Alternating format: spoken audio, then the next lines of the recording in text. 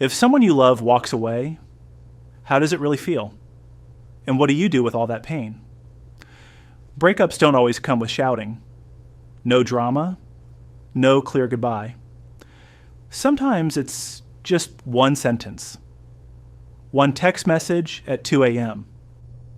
One look in their eyes that tells you everything has changed.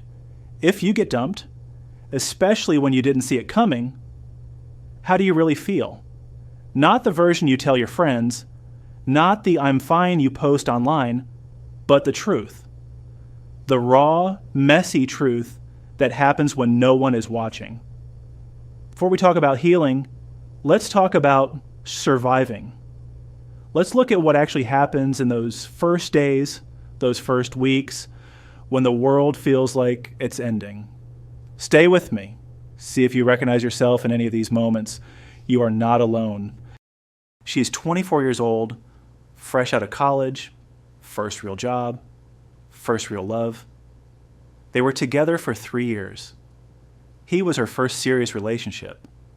She thought he was her future. They talked about moving in together, about trips they would take, about the life they were building. And then on a random Tuesday, he said he needed to talk. He didn't yell. He didn't blame her. He just said, I don't think I can do this anymore. I'm sorry. And that was it. No fight. No dramatic scene. Just over. She didn't cry right away. She just sat there, nodding, like she understood, but she didn't understand anything. The next morning, she woke up and for a split second, everything felt normal. Then she remembered, and the weight came crashing down. She called in sick to work. Not because she was physically ill, but because getting out of bed felt impossible. Her body felt heavy, like someone had filled her chest with stones. She stared at her phone, waiting for him to text, to say he made a mistake, to take it back. But he didn't. By day 3, the numbness turned into something else. Anger, sadness, confusion, all at once.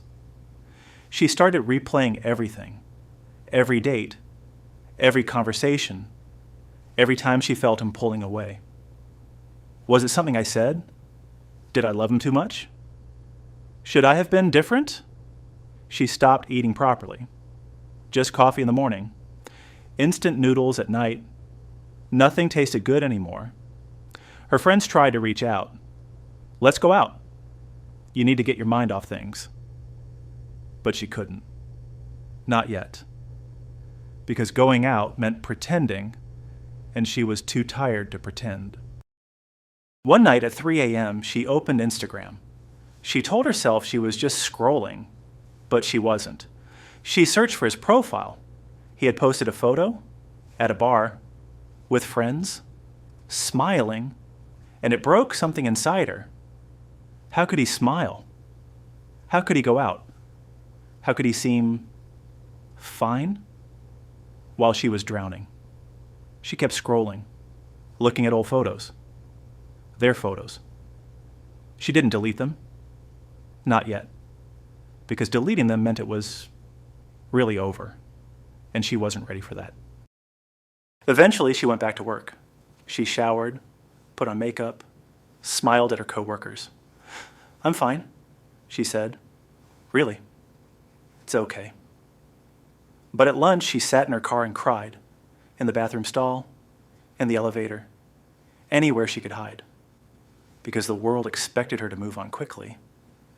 It's been 2 weeks. You'll be fine. There are plenty of fish in the sea, but she didn't want other fish. She wanted him. 1 month passed. She still thought about him every day, but the thoughts came less often. She stopped checking his social media, not because she was over him, but because she realized it only made the pain worse. She started small, eating breakfast again, going to the gym, texting friends back. Not because she felt happy, but because she knew she had to try. Some days were better. Some days she still cried. But slowly she started to believe that maybe one day she would be okay. She didn't know when, but she believed it was possible. And that belief was the first step. She is 31 years old. She has a career she worked hard for, friends who love her, a life that looks stable. But inside, she feels shattered. She was with him for 5 years. They lived together for 3. She had introduced him to her family, attended his family's holidays, made plans for a future together. She thought they were building towards something. Marriage, maybe kids, a home. But he didn't. He said he felt stuck, that he needed to find himself, that he still cared about her, but wasn't in love anymore. And just like that, 5 years felt like they meant nothing. The breakup wasn't just emotional, it was logistical. They had to split the apartment, divide the furniture, figure out who kept what. She found herself packing boxes of a life she thought would last forever. The coffee maker they bought together, the couch they picked out, the photos on the wall. Every item was a memory, and packing them felt like erasing pieces of herself. She moved into a smaller place, alone, and the silence was deafening. At 31, she started asking different questions. Did I waste 5 years? Am I too old to start over? Will I ever find someone again? Her friends tried to reassure her. You're still young. You'll meet someone better. But those words felt empty because she didn't want someone better. She wanted the life she had planned. And letting go of that future, the wedding, the kids, the home, hurt more than losing him. What made it worse were the comments from family. So, what happened? I thought you two were getting married. Are you okay? You're not getting any younger. As if she didn't already know. Suddenly being single at 31 felt like a failure. Her married friends started inviting her less, not on purpose, but because her presence reminded them that relationships can end, and that was uncomfortable. For a while she felt angry. At him for wasting her time. At herself for not seeing it coming. At the world for making her feel like she was running out of time. She tried dating again, downloaded apps, went on a few dates. But every conversation felt shallow. Every date felt forced. She wasn't ready. And pretending she was only made her feel worse. Slowly, something shifted. She realized she had spent so much energy trying to fix herself, but there was nothing to fix. The relationship ended not because she wasn't enough, but because they wanted different things. And that's okay. She stopped looking for someone to fill the space he left. Instead, she started reclaiming her own life. She redecorated her apartment the way she wanted. She took trips alone. She focused on her career, her friendships, herself. And one day she woke up and realized she hadn't thought about him at all. Not with pain, not with anger, just neutrality. And that felt like freedom. There are women who go completely numb.